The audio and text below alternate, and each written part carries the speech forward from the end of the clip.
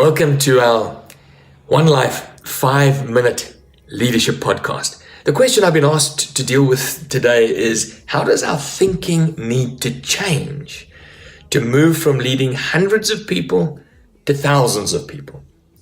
Well, now, assuming that you can't make anything grow, that not eternally anyway, 1 Corinthians chapter 3 says it's God who makes things grow. We can water a bit, we can plant a bit, but essentially He makes things grow. We're able to stop things growing. Sin can stop things growing. And I'm going to suggest to you, if our attitude's not aligned with Christ, that can stop things growing. Wrong thinking can stop things growing. Any breakthrough, any change of gear requires a change of thinking. And this is true in the secular space too. I mean, people didn't fly until the Wright brothers said, we're just not going to believe that. We believe we can fly. Jesus, when He was ministering, people didn't feed 5,000 at a time. His disciples didn't believe it. Jesus said, we're not going to believe that. We're not going to think like that. When His mother and brothers came to Him and said, this is not normal what you're doing. People don't, have meetings day in and day out like this. Jesus said, we're not going to think like that. We're going to think a little differently. And the change of thinking is required for a change of gear. So pastoring a few hundred people generally is about shepherding. We lean into that metaphor, don't we? Leave the 99, go fetch that naughty little sheep that's wandered over the hill. Mend his broken leg. Pluck the briars out of his wool. Stroke him gently. Care for him. Tend him. Feed him. And that's a beautiful picture and a biblical one. But what would happen if God gave you 5,000 overnight?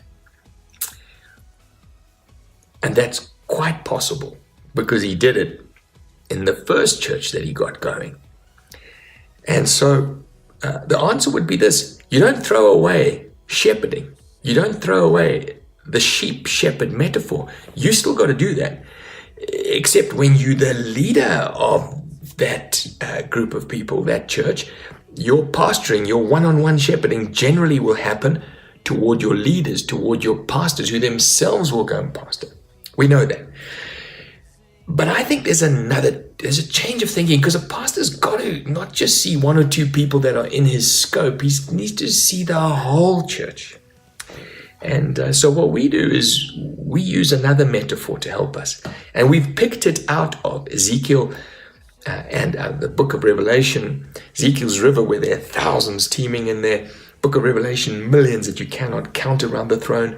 Assuming that God brings this company of people together, it looks more like a swarm than a little flock. And so swarm thinking is valid in our book. So what's important when you're leading a swarm? Well, mood is important. Mood. You don't want an angry swarm. You don't want a lethargic swarm. And so I used to think that guys who's paid attention to lighting and sound and atmospherics and, heaven forbid, smoke were sellouts, that wasn't authentic leadership, authentic pastoring. But when you realize Jesus could easily bring 5,000 people to you, they're not going to get a handshake. They're not going to get a hug. They're certainly not going to get counseled. And so what do they bump into? Well, they bump into what you've created there and the environment. And it's perfectly biblical to have thousands of people together like that regularly for apostles' teaching, for prayer. And so we should pay attention to those things. Mood is important. Direction is important.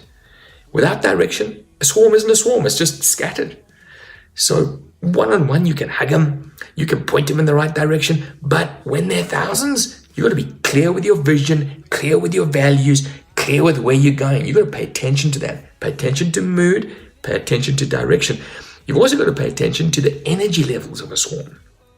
You don't want lethargic swarms. So the energy level of your volunteers, of your welcomers, of what you do on the stage, it's important for a swarm. Involvement is important. You know, the swarm of ants, the ant nest, they're the worker ants that build the nest builders, they're the army ants, etc. They each needs a role to play. Now, you know, in a small church, just pitching up is being involved. But when you've got a swarm, you've got to strategically create environments and places for people to get involved. And then finally, food is important. A swarm without food is going to kill over and die. Now, in a small church, you can do that one-on-one. You can whisper it, send it on texts. But in a massive swarm, you've got to pay attention to your preaching, pay attention to your feeding, what's going on in your small groups, what your leader's diet is, what your children's diet is, what your youth diet is. Swarms, God brings them. And we need to pay attention to mood, direction, energy, involvement, and food if we're going to lead them effectively.